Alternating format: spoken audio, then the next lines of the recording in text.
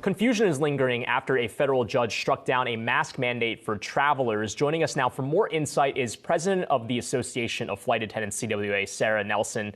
Sara, it's great to have you on the show. Everyone already knows about the news regarding mask compliance on planes. But I guess just to kind of start off very broadly here, people are confused. Do you wear it in the airport? Do you wear it on the flight? How do flight attendants want travelers to be approaching this kind of weirdness that we find ourselves in the aftermath of yesterday's news?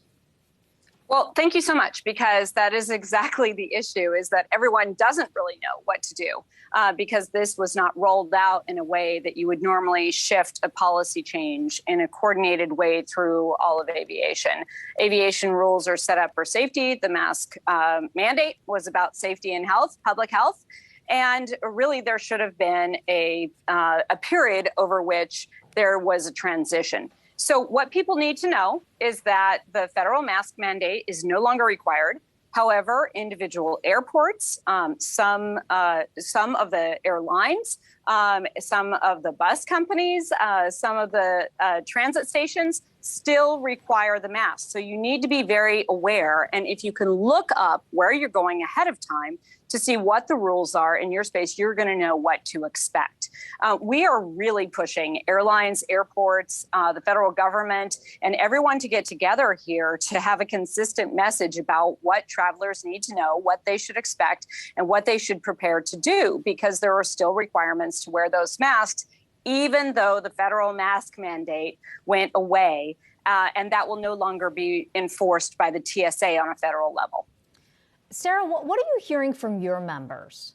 Are they happy that they no longer have to go after passengers saying, look, you're not wearing your mask? Because I know that's created a really contentious environment on flights. Yeah, Akiko, we have talked about this. This has been really difficult.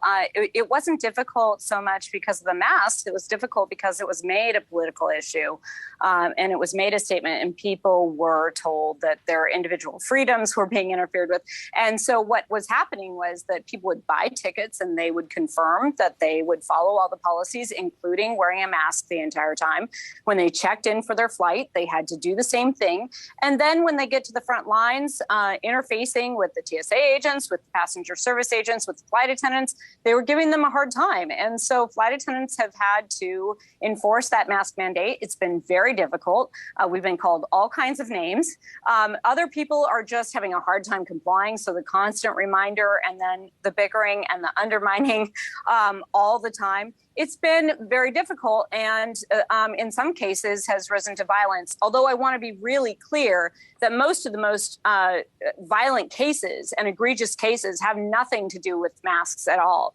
So what we're going to see now is we're going to see that there's essentially half of the public that would like to see this still in place, half of the public that would like to see it gone. That's essentially where where flight attendants sit as well. And so there are going to be people who are very concerned about getting on planes. And it certainly was not fair within that immediate time period where the policy changed essentially mid-flight. So people who were making decisions to fly with young children who hadn't been vaccinated yet, or people who are immunocompromised, or flying to another person who is medically at risk, at higher risk.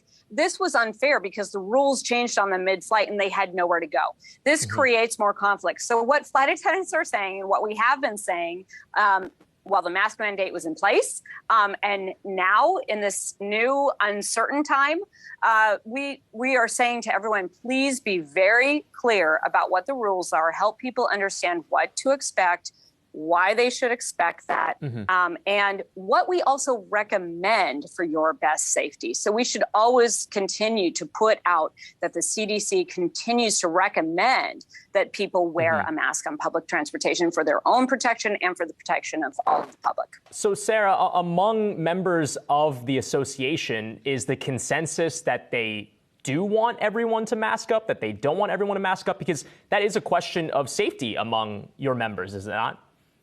It is. This is our workspace. And so part of the problem here is that it's one thing if everyone getting on the plane is vaccinated, if they're testing, if they're doing all the things to try to mitigate the risk of spreading this virus. But as the virus is on the rise, There are people who have been led to believe that this is, a selfish choice and that you don't have to think about anyone else.